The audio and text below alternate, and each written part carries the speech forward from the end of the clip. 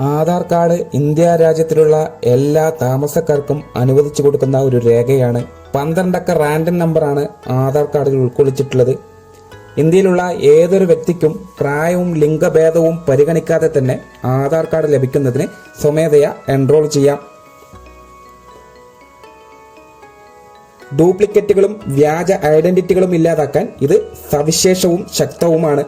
കൂടാതെ സുതാര്യതയും സദ്ഭരണവും പ്രോത്സാഹിപ്പിക്കുന്ന ഫലപ്രദമായ സേവന വിതരണത്തിനായി നമ്മുടെ വകുപ്പ് ഉൾപ്പെടെയുള്ള നിരവധി ഗവൺമെന്റ് ക്ഷേമ പദ്ധതികളും പ്രോഗ്രാമുകളും അവതരിപ്പിക്കുന്നതിന് അടിസ്ഥാന അല്ലെങ്കിൽ പ്രാഥമിക ഐഡന്റിഫയറായി ഇത് ഉപയോഗിക്കുന്നു.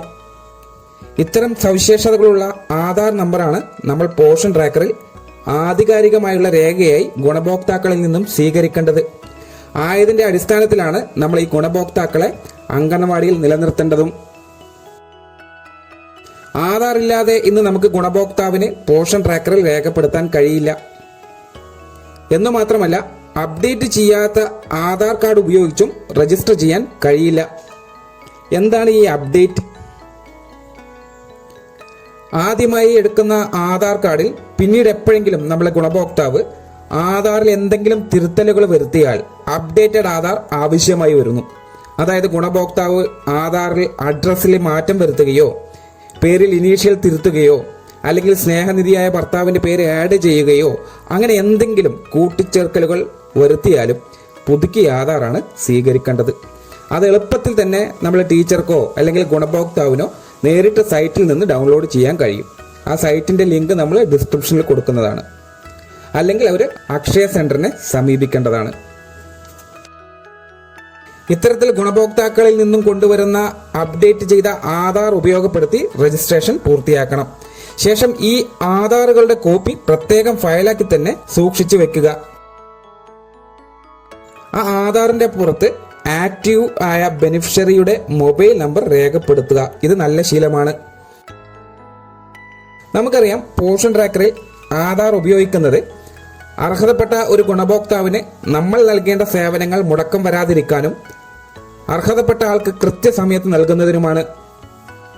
കൂടാതെ ഒരു സെന്ററിൽ രജിസ്റ്റർ ചെയ്ത അല്ലെങ്കിൽ ആക്റ്റീവായ ഗുണഭോക്താവിന് വേറെ സെന്ററിൽ നിന്ന് സേവനങ്ങൾ സ്വീകരിക്കാൻ കഴിയില്ല. അതായത് ഡബിൾ റേഷൻ സാധ്യമാവില്ല.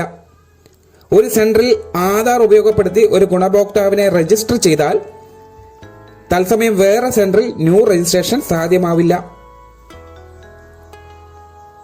ഗുണഭോക്താവ് വേറെ സെന്ററിൽ പോകുമ്പോൾ അവിടെയും ആധാർ ഉപയോഗപ്പെടുത്തി AWC മൈഗ്രേഷൻ എന്ന പ്രോസസ് സ്വീകരിക്കണം. നമ്മുടെ സെന്ററിൽ ആധാർ ഇല്ലാത്ത കുട്ടികൾ 0 മുതൽ 6 വയസ്സ് വരെയുള്ള കാറ്റഗറിയിലുണ്ട്. ഇത്തരം കുട്ടികൾക്ക് ആധാർ നിലവിൽ ഇല്ലെങ്കിൽ പോലും അമ്മയുടെയോ അച്ഛന്റെയോ അല്ലെങ്കിൽ രക്ഷകർത്താവിന്റെയോ ആധാർ പകരം രജിസ്റ്റർ ചെയ്യാനും പോഷൻ ട്രാക്കറിൽ ഓപ്ഷനുണ്ട്. അത് ഉപയോഗപ്പെടുത്തുക. അച്ഛനും അമ്മയും നിലവിൽ ഇല്ല എങ്കിൽ ബന്ധുക്കളായ കുട്ടിയുടെ രക്ഷകർത്താക്കളുടെ ആധാർ ഉപയോഗപ്പെടുത്തുന്നതിൽ തെറ്റില്ല. ഗർഭിണികളുടെയോ മുലയൂട്ടുന്ന അമ്മമാർക്കോ ഇത് സാധ്യമല്ല. ഒരു ആധാറിൽ 3 ഗുണഭോക്താക്കളെ വരെ പോഷൻ ട്രാക്കറിൽ രജിസ്റ്റർ ചെയ്യാൻ സാധിക്കും. ഒരു ആധാർ പ്രകാരം ഗുണഭോക്താവിനെ രജിസ്റ്റർ ചെയ്യുമ്പോൾ ഇത്തരത്തിൽ 2 സന്ദേശങ്ങളാണ് പലപ്പോഴും നമ്മൾ കാണാറുള്ളത്. ആധാർ ഡസ് നോട്ട് മാച്ച് അല്ലെങ്കിൽ ഇൻവാലിഡ് ആധാർ. ഇതിൽ ആദ്യത്തെ സന്ദേശം സൂചിപ്പിക്കുന്നത് നിങ്ങൾ രജിസ്റ്റർ ചെയ്യാൻ ശ്രമിക്കുന്ന ആധാറിലെ വിവരങ്ങളിൽ ചില ഭാഗങ്ങൾ തെറ്റിയിട്ടുണ്ട്, അതുകൊണ്ടാണ് അത് മിസ്മാച്ചായി സന്ദേശം വരുന്നത്. ഓർക്കുക, ആധാർ ഉപയോഗപ്പെടുത്തി ഒരു ഗുണഭോക്താവിനെ രജിസ്റ്റർ ചെയ്യുമ്പോൾ പ്രധാനമായും ഇനി പറയുന്ന 4 കാര്യങ്ങൾ കൃത്യമായി ശ്രദ്ധിക്കുകയും അത് പ്രകാരം തന്നെ എൻ്റർ ചെയ്യുകയും വേണം. അതിലൊന്ന് Aadhaar name, 2 Aadhaar number, 3 gender, male ആണോ ഫീമെയിൽ ആണോ എന്നുള്ളത്, 4 date of birth. Invalid Aadhaar അല്ലെങ്കിൽ വേരിഫൈഡ് എറർ. നേരത്തെ സൂചിപ്പിച്ച പ്രകാരം ഗുണഭോക്താവിന് തന്റെ ആധാറിൽ എന്തെങ്കിലും തിരുത്തലുകളോ കൂട്ടിച്ചേർക്കലുകളോ നടത്തിയിട്ടുണ്ടെങ്കിൽ ആധാർ വേരിഫൈ ആവില്ല. ഈ സന്ദേശമാണ് ലഭിക്കുന്നതെങ്കിൽ ഉടനെ ഈ ആധാർ പ്രിന്റ് എടുത്ത് അത് പ്രകാരം മാത്രമേ ന്യൂ രജിസ്ട്രേഷൻ സാധ്യമാവുകയുള്ളൂ.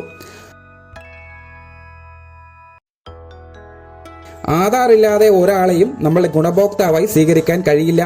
അതുകൊണ്ട് തന്നെ നമുക്ക് ഒരു സേവനവും കൊടുക്കാൻ കഴിയില്ല. ആധാർ വെരിഫൈ ആവാത്ത ഗുണഭോക്താവിന് THRO HCMO മാർക്ക് ചെയ്യാനും പോഷൻ ട്രാക്കറിൽ സാധിക്കില്ല.